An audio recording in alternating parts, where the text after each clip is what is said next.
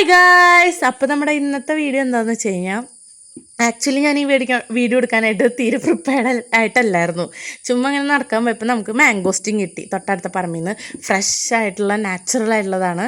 അപ്പോൾ ഞാൻ ഈ എണ്ണി കാണിക്കണമെന്ന് വെച്ചാൽ ആ ബാക്കിൽ ആ പൂ പോലത്തെ ഒരു പോർഷൻ ഉണ്ടല്ലോ, അതിനകത്ത് എത്ര ഇതളുണ്ടോ അതനുസരിച്ച് ഇതിൻ്റെ ഉള്ളിൽ ആ എഡിബിൾ ആയിട്ടുള്ള പാർട്ട് ഉണ്ടാവുന്നതാണ്. നമ്മളൊരു ചേച്ചിയുടെ വീഡിയോ കണ്ടപ്പോൾ അങ്ങനെ ഒരു ഇത് കണ്ടായിരുന്നു. അപ്പോൾ അത് ജസ്റ്റ് ഒന്ന് മാംഗോസ്റ്റിൻ കിട്ടുമ്പോൾ ട്രൈ ചെയ്ത് നോക്കണമെന്ന് വെച്ചിട്ട് അത് ട്രൈ ചെയ്താണ്. ഇത് നമ്മുടെ ഉള്ളിൽ കാണാനായിട്ട് വെളുത്തുള്ളിയുടെ ഇങ്ങനെ അല്ലിരിക്കുന്ന പോലെ ഇരിക്കുക. ടേസ്റ്റ് അടിപൊളിയാണ്. എനിക്ക് നല്ല ഇഷ്ടമുള്ളൊരു ഫ്രൂട്ടിൽ ഒന്നാണ് ഈ മാംഗോസ്റ്റിൻ. എനിക്ക് മാംഗോ ആണ് എൻ്റെ ഏറ്റവും വലിയ ഫേവറേറ്റ് ഫ്രൂട്ട്. അത് കഴിഞ്ഞാൽ റംബൂട്ടാൻ, പിന്നെ ഇതാണ് എൻ്റെ ഏറ്റവും ഫേവറേറ്റ് ആയിട്ടുള്ള ഫ്രൂട്ട്.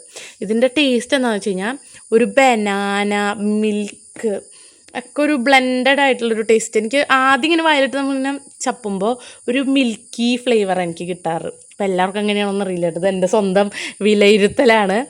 ഇതെനിക്ക് ഭയങ്കര ഇഷ്ടമാണ്. ഇതൊരു 6 എണ്ണം കിട്ടിയിട്ടുണ്ടായിരുന്നു കേട്ടോ.